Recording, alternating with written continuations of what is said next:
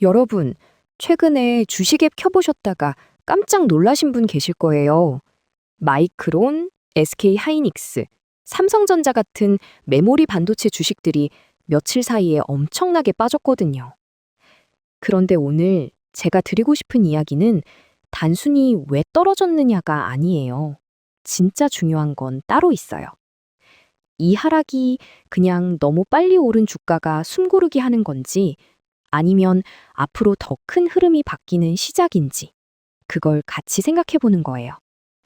지금 투자자들이 가장 궁금한 것도 바로 그거잖아요. 그래서 오늘 이 내용을 차근차근 풀어드릴게요. 먼저 원인부터 아주 짧고 정확하게 짚고 넘어갈게요. 이번 하락의 출발점은 브로드컴이라는 미국 반도체 회사였어요. 이 회사는 AI 서버 안에 들어가는 맞춤형 반도체를 만드는 곳인데 쉽게 말하면 AI가 연산을 잘할 수 있게 도와주는 핵심 부품을 만드는 곳이에요. 그래서 AI 시장이 달아오를수록 가장 주목받는 회사 중 하나였죠. 그런데 브로드컴이 실적을 발표했을 때 숫자 자체는 나쁘지 않았지만 앞으로의 성장 전망이 시장이 기대했던 것보다 뜨겁지 않았어요. CNBC는 브로드컴과 마이크론이 반도체주 하락을 이끌었다고 전했고 로이터 통신도 브로드컴의 실적과 가이던스가 높은 기대를 충족시키지 못했다고 보도했습니다. 마치 기다리던 영화가 개봉했는데 예고편만큼 재미없었을 때 사람들이 실망하는 것처럼 시장도 딱 그런 반응을 보인 거예요. 여기에 금요일에는 악재가 하나 더 겹쳤어요. 미국 고용지표, 즉 지난달 일자리가 얼마나 늘었는지를 보여주는 숫자가 예상보다 훨씬 강하게 나왔거든요. 월스트리트 저널에 따르면 나스닥은 이날 4.2% 하락했고 로이터 통신은 반도체 업종에서만 하루 동안 약 1.3조 달러, 우리 돈으로 약 1,800조 원에 달하는 시가총액이 사라졌다고 전했어요. 마이크론은 하루에만 13% 급락했고 반도체 대표 지수인 SOX도 10.3% 빠지며 2020년 이후 가장 큰 하루 낙폭을 기록했습니다. 숫자만 봐도 얼마나 큰 충격이었는지 느껴지죠. 그런데 이게 다가 아니에요. 다음 파트에서는 이 하락의 진짜 의미를 같이 살펴볼게요. 앞에서 이번 급락의 원인을 짧게 정리해드렸죠? 이제부터가 진짜 핵심이에요. 이 하락이 AI 메모리 산업이 끝났다는 신호인지, 아니면 주가가 너무 빨리 달려온 것에 대한 조정인지, 이 둘을 구분하는 게 지금 가장 중요합니다. 이 둘은 겉으로 비슷해 보여도 완전히 다른 이야기예요. 쉽게 비유하면 이렇게 생각해 보세요. 식당이 맛있다는 소문이 퍼지면서 웨이팅이 2시간이 됐어요. 그런데 어느 날 갑자기 줄이 줄었다면 이게 식당 음식이 갑자기 맛없어진 건지 아니면 그냥 소문 거품이 빠진 건지는 완전히 다른 문제잖아요. 지금 메모리 반도체도 똑같아요.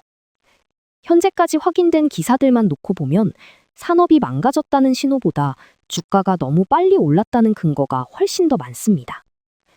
로이터 통신에 따르면 마이크론은 불과 며칠 전 시가총액 1조 달러를 잠깐 넘기기도 했고 2026년 HBM, 즉 AI에 특화된 고성능 메모리 공급이 이미 매진됐다고 전했어요. 이 말은 메모리 수요 자체가 갑자기 사라졌다는 근거는 아직 없다는 뜻이에요. 하지만 주가는 달라요. 주가는 미래 기대를 너무 빨리, 너무 많이 반영하면 실제 산업이 멀쩡해도 먼저 흔들릴 수 있거든요. 마치 아직 완성도 안 된 건물인데 분양가가 너무 올라버린 것처럼요. 건물이 나쁜 게 아니라 가격이 현실보다 앞서간 거예요. 그래서 서울경제는 키움증권 한지영 연구원의 분석을 인용해 이번 조정이 메모리 산업 다운사이클의 명확한 신호라기보다 최근 급등에 따른 차익 실현 성격이 강하다고 전했어요. 로이터 통신도 웰스파고의 크리스 하비 분석가의 말을 빌려 반도체 업종이 고평가돼 있었고 이번 하락은 그 조정이지만 반도체 강세장의 끝은 아니라고 전했습니다. 즉, 지금 이 하락을 보면서 AI 메모리 자체를 포기할 근거는 아직 없지만 그렇다고 안심하기에도 이른 상황이에요. 앞으로 뭘 봐야 하는지 다음 파트에서 구체적으로 짚어드릴게요. 자, 그럼 지금부터 실제로 앞으로 뭘 봐야 하는지 구체적으로 얘기해 볼게요. 저는 세 가지를 보셔야 한다고 생각해요. 복잡한 얘기 없이 딱 이 세 가지만 잘 봐도 방향이 보입니다.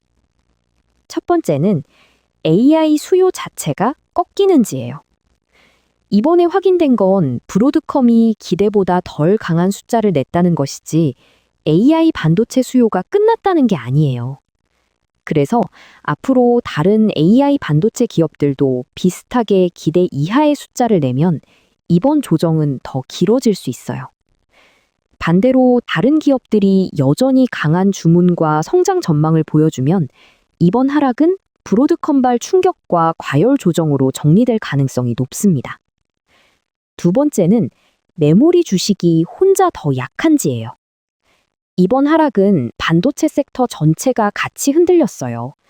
그런데 앞으로 마이크론, SK 하이닉스 같은 메모리 주식이 다른 AI 반도체 주식보다 유독 더 약하게 계속 밀린다면 그때는 시장이 메모리 업황을 따로 의심하고 있다고 봐야 해요.